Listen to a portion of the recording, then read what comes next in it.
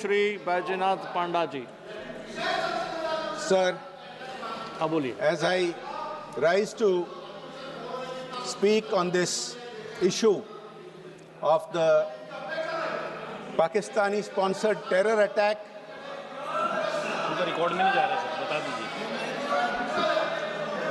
in Pahalgam, आपका record में नहीं जा रहा है and आप बैठिएगा, thereafter Operation Sindur. Sir, this has seen both a new low by Pakistan, although it has a long history of sponsoring terrorism and is known as the epicenter, the global epicenter of terrorism. This is a new low because the terrorists, as has been widely spoken about, identified the victims by religion before killing them. This has also seen a new normal in India's response and a new milestone in teaching Pakistan a lesson. Sir, this saga has been going on for 78 years, from immediately after independence, when Pakistan has been sending terrorists across the border. Many efforts have been made over the decades. Many steps have been taken, including many conciliatory steps. Steps which have involved agreements on water. Steps which have involved giving back land that has been captured. Steps that have involved returning tens of thousands of prisoners of war. These steps have seen many different aspects. We have seen bus diplomacy. We have seen many different efforts. Prime Minister Narendra Modi, right from 2014, tried to reach out, tried to have an understanding with Pakistan to fight poverty together. Right from the beginning, he invited his counterpart, the Pakistani Prime Minister, for the oath-taking ceremony. He even walked into Lahore unannounced, unarmed, filled only with courage and with good intention. But that was repaid with more terror attacks on Indian soil, more Indian lives taken, with the sponsorship and the training of Pakistan. Sir, Bharat ने हर बार शांति का हाथ बढ़ाया, पाकिस्तान ने हर बार आतंक का रास्ता अपनाया. This is the reality of our experience with cross-border terrorism. We have responded, sir, and it is important to point out the new normal that is now in place. We responded first with the surgical strikes. They did not relent. The Pakistanis still kept sponsoring, training, financing, sending terrorists across. We then responded with the Balakot airstrikes. And the airstrikes are a message which have continued till today. No one who kills Indians will sleep peacefully. Not across the border, not even in the safety of their homes. They will be tracked down and they will be killed inside their own homes. But this time, in Pahalgam, this new law which was achieved required Operation Sindur. So they attacked tourists and we attacked terrorists. We did not target Pakistan's civilians. Our response, Operation Sindur, was precise, it was measured, and it targeted terrorist sites. And only when Pakistan escalated did we then hit back at many more sites. Sir, this is not a reaction. This is a doctrine. This is the Modi doctrine. This is the new normal which Pakistan has now understood. Let me say this clearly, sir, that the India of today is not the India of 2008. This is very important because this turnaround, this new normal, is because of our changed policies. Sir, we must give full credit to our armed forces. The Honorable Defense Minister has pointed out their bravery, their sacrifices for the nation, and during this conflict also, what is important is, one question was asked, what about China?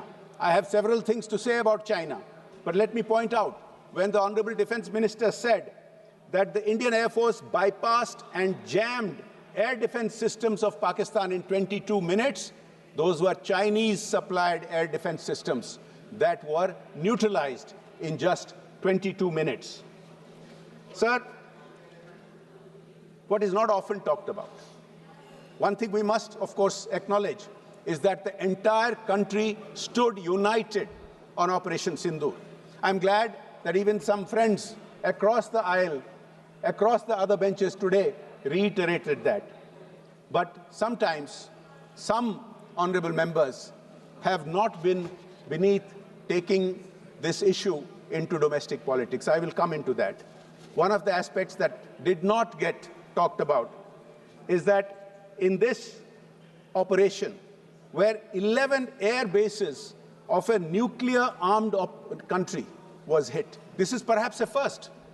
This is perhaps a first that the armed bases of a nuclear-armed country was hit by India, 11 of them, and it destroyed 20% of Pakistan's Air Force assets.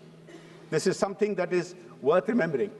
The 9 bases of terrorists, their camps, which were neutralized, involved those of the Jaish-e-Mohammed, those of the Lashkar-e-Taiba, those of the Hizbul Mujahideen, all proscribed terror organizations who have long targeted India with the support of Pakistan. They are Pakistani-based, they are Pakistani.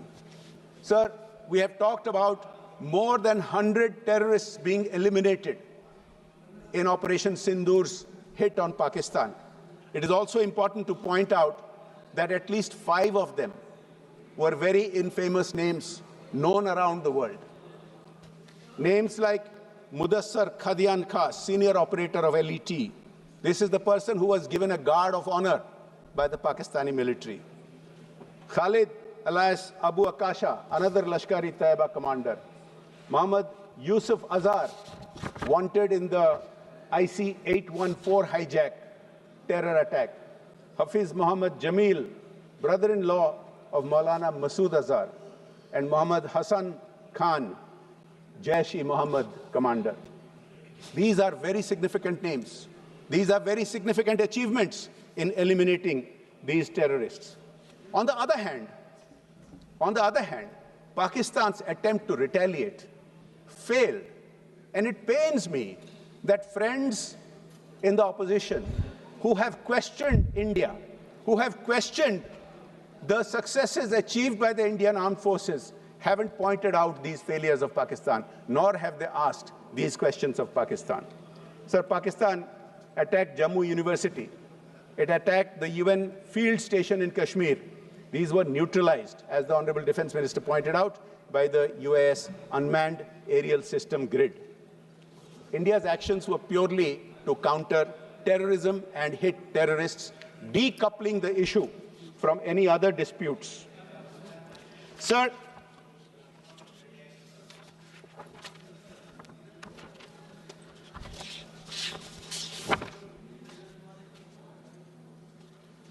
if we look at the new normal that I have been talking about, it is important to understand what the past was. In the past, on a regular basis, almost on a daily basis, Pakistani sponsored terrorists were attacking India and killing Indians. Sir, if I give you a short list of the previous terror attacks and our responses, you will understand, sir, and I hope all our friends will understand that the new normal indeed is very dramatically different. Sir, 2005, Delhi serial blasts. A dossier was sent to Pakistan. So 2006, Varanasi bombings. India raised the issue in Indo-Pak talks. Mumbai attacks, sir, 2008, when so many people were killed, and the then government decided not to retaliate. What is most shameful is that retaliation was considered. Retaliation was planned by our armed forces, but the then government did not permit retaliation.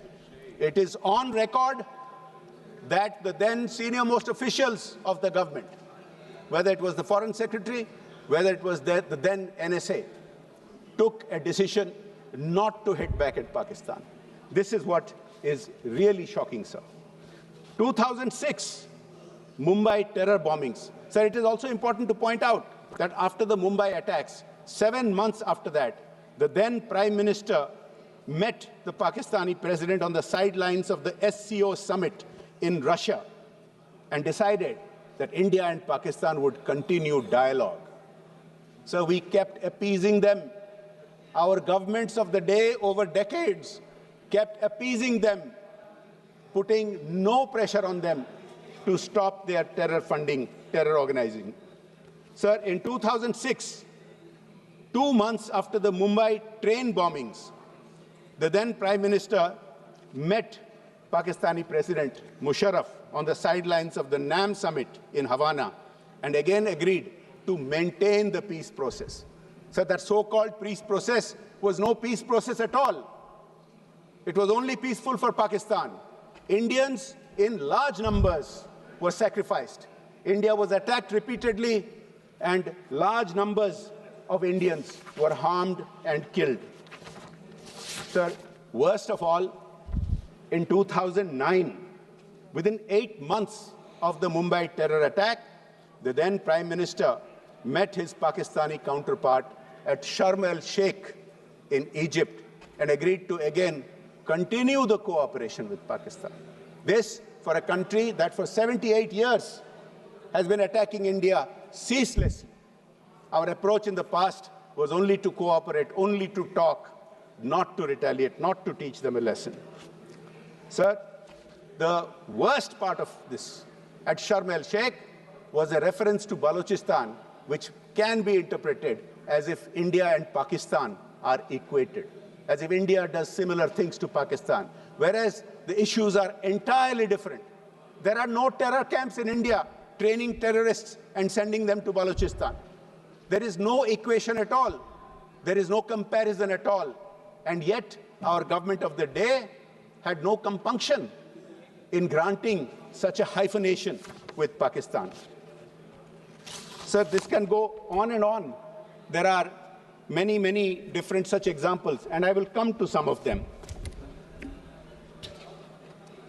Sir, one question has been raised as to whether there was pressure on India to conclude the hostilities. There was absolutely no pressure on India. This has been pointed out again and again. Sir, any country can call and make suggestions. Anybody can do that. We as members of parliament can call up our counterparts when they are in the midst of hostilities, and we can give them suggestions. That is not how the hostilities ended.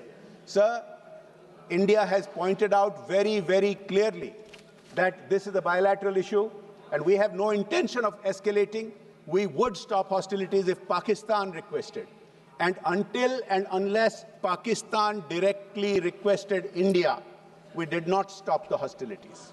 It had no relation, no connection to any requests by anybody else until Pakistan directly requested India. And sir, I asked my friends in the opposition, this has not been contradicted by anyone. Has anyone contradicted India's assertion that we insisted that it had to be a Pakistani request that we will respond to? And Pakistan finally came to its knees and requested, and that is what we responded to. Now, it is shameful that many in our country keep questioning the Indian armed forces, keep questioning the Indian government, and don't question what Pakistan stands for, what Pakistan says. Sir, I want to point out what Pakistan has said. They made absurd claims. Pakistan has made a claim to an international TV channel on 7th May.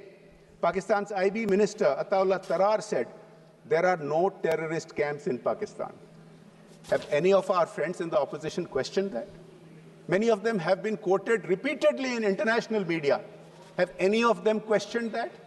Pakistan, where the most infamous terrorist in memory, the Al-Qaeda chief, was sheltered next to an army base, claiming that it doesn't have terror camps, when terror camps have been pointed out in satellite imagery, when not only terror camps have been pointed out, because of the efforts of our government, many terrorist organizations and many individual terrorists have been proscribed by a variety of multilateral organizations, including the United Nations itself. Sir,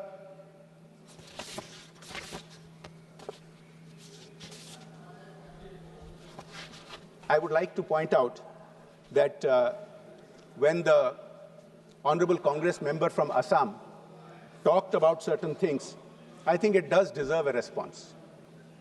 I compliment him and others who said that they stand with the government of India, but the questions and the accusations against the government cannot go unanswered. Sir, it was amusing when he asked when POK would be got back. Sir, it was amusing when he referred to the number of Rafales and the China question. Sir, I would like to point out, and he used the point and he used the word that India bowed down. And his leader, whom he cited today in relation to the China question, has often used the word surrender. I think it is important for this House to point out how many times over the decades Congress has surrendered India's interest. Please have the patience to listen to this. 1948, Pakistan illegally occupied 78,000 square kilometers, the same POK that my friend was referring to. When our armed forces wanted just a little bit more time to conclude the armed operations and take it back, the then Prime Minister took the matter to the UN. Surrender. Number one, it started from day one.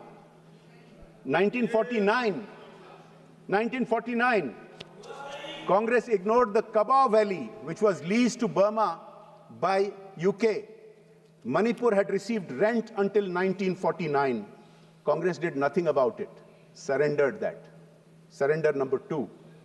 Sir, in 1954, our then Prime Minister conceded India's rights in Tibet, accepting China's annexation without gain, withdrawing our military escorts and services. A very major surrender, number three. Sir, in 1958, under the Noon-Nehru Pact, Berubari was transferred to East Pakistan, despite severe opposition. Another surrender. So I lose count of the number of surrenders, but there are quite a lot. Please allow me to point out a few more. If I list all the surrenders that Congress did of India's national interest, then the 16 hours that the Honorable Speaker has granted us will not be enough. But I will point out a few more. Sir, in the 1950s, our then Prime Minister rejected the proposal for a UN permanent seat for India in the Security Council. Surrender to China. Surrender. 1960, India conceded the Sarja Majra, Rakh Hardit Singh, Pathan Ke, Suleiman Ke, and Chak Lereke in Punjab to Pakistan. Another surrender. Sir, our then Prime Minister played down the value of Aksai Chin in 1959, calling it barren and uninhabited, when in fact it is full of mineral resources, dismissing conflict with China. Another surrender. Sir, I can just go on and on and on. In 1963, Pakistan conceded more than 5,000 square kilometers in POK to China. India stayed silent. Surrender. So I can just keep going on. In 1965, India returned the Haji Pir Pass to Pakistan under the Tashkent Agreement. Surrender. Sir, under the 1971 Shimla Agreement, India returned 5,000 square miles to Pakistan, while Pakistan retained 30,000 square miles, and 93,000 Pakistani soldiers were released, while at the same time, 56 Indian soldiers died in Pakistani jails.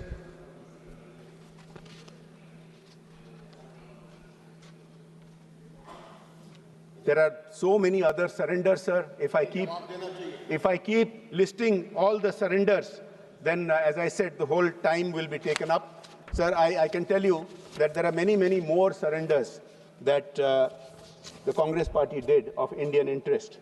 And since the issue of China was raised, I think it is important to point out, isn't it the leader of the opposition who, on social media, is seen praising China's capabilities, China's drones? Has he once ever complimented the Indian armed forces and the Indian indigenous technologies? Has it happened? Sir, let me point out, others are pointing this out. Others are saying that India has done very well on this front. International experts are pointing this out. But our opposition members are refusing to take a stand on this.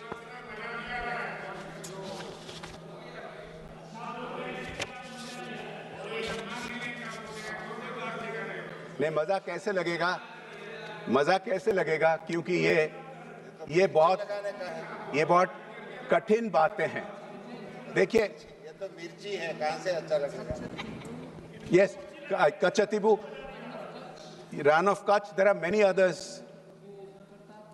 Yes, there are many others if I start listing them. देखिए, मजा तो तब आता अगर आप भी free hand देते हैं. आपके कई सारे ऐसे नेता हैं जो बहुत अच्छा बोल सकते हैं. मैं तो सुन रहा था मेरे मित्र मान्य शशि थरूर जी जो बहुत ही अच्छा बोलते हैं. ये तो हालांकि अलग बात है कि अभी कुछ दिनों से उनके नेतृत्व उनके पार्टी के तरफ से उनको बोलने नहीं देते हैं. लेकिन मुझे बहुत अच्छा लगा. लेकिन मुझे लेकिन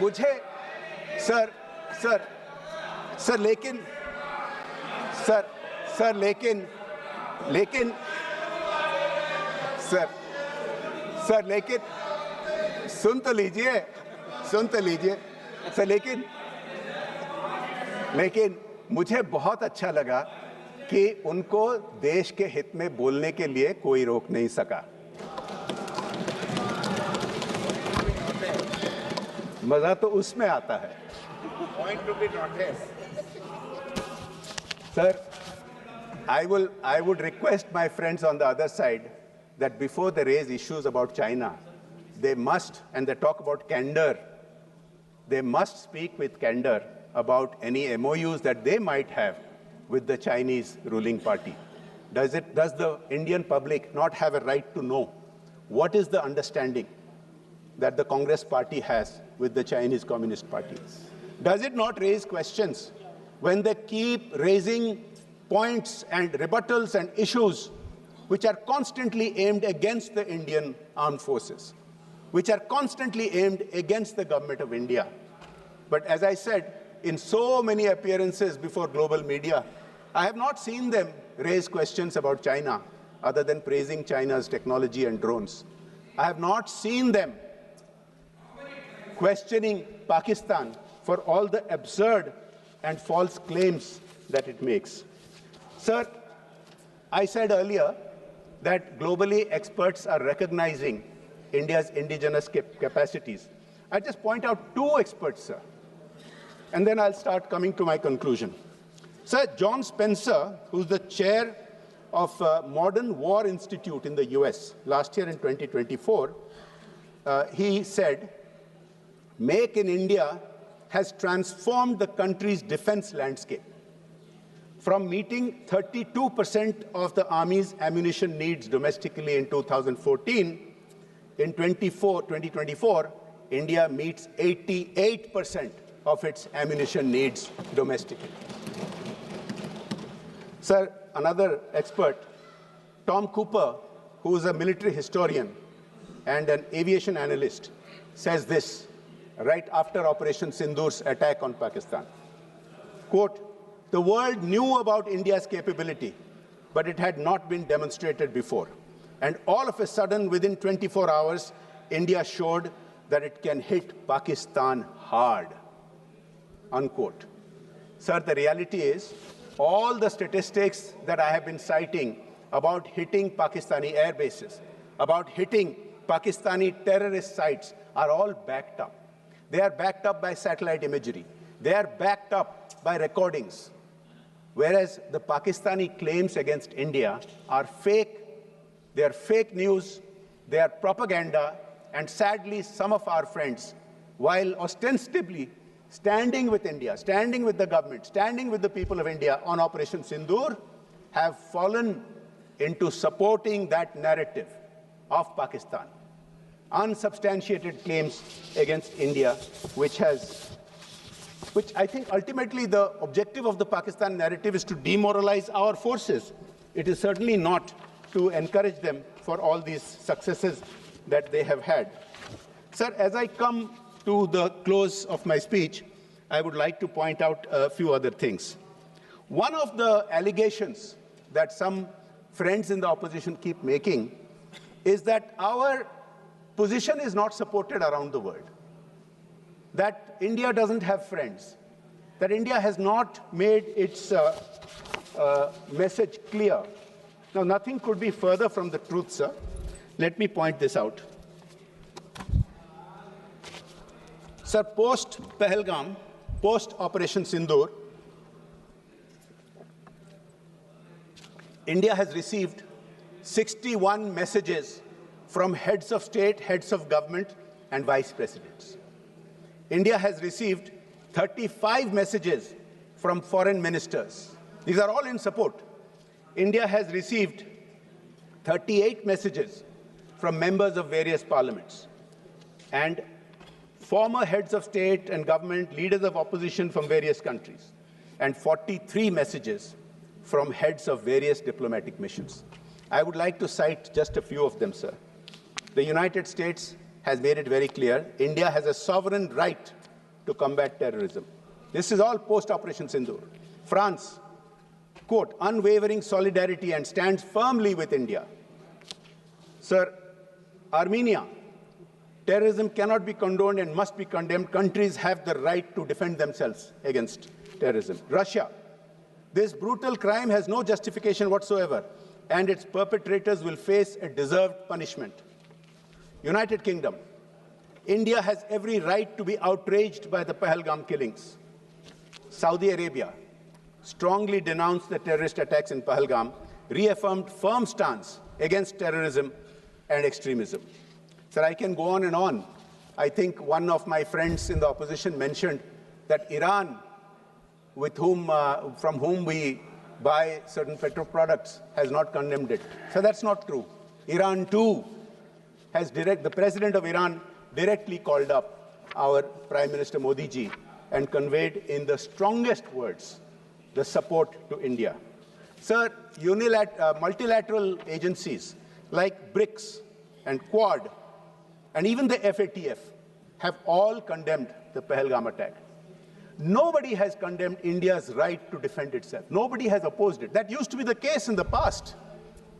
Nobody has said India should not be defending itself and in implementing the decisions taken by the CCS. Sir, the proof of the pudding remains in the final information that come out. Even as we were debating this issue today, some of us must have seen in the news that an Operation Mahadev is being conducted in Jammu and Kashmir, targeted at terrorists, and it appears that at least one of those eliminated today was involved in the Pahalgam attack. Now, one of the important developments that has taken place, sir, is that for 2 years now, India has been giving detailed information to the UN, to US and other countries about this outfit called the TRF, the Resistance Front. The TRF is a front organization of the Lashkar-e-Taiba, LET. Sir, as terrorist organizations get proscribed and have limitations, don't have as much freedom to move money and have training camps, they come up with all these new names and new structures. Sir, I think our friends who for several weeks now have been going around saying that India has not been succeeding in taking its message around the world should acknowledge just a few days ago the United States has proscribed the TRF as a terrorist organization, as a global terrorist threat. Sir, India has been succeeding. It is not enough to just stand with the people of India. Of course, you must stand with the people of India because otherwise you get completely sidelined. It is also important to celebrate India's successes.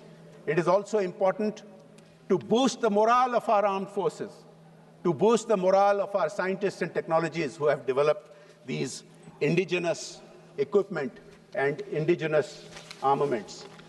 Sir, as I close, I would like to just point out two things.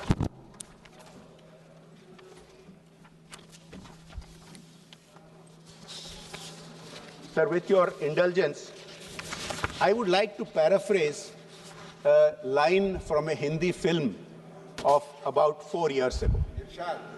No, the film was called Sardar Udham, and उसमें एक line था sir, line था कि दुश्मन को दर्द का एहसास हो तो जवाब तभी पूरा होता है. सर, मैं इस संदर्भ में कहना चाहता हूं कि ऑपरेशन सिंदूर वो जवाब था जिसमें दर्द भी था और संदेश भी.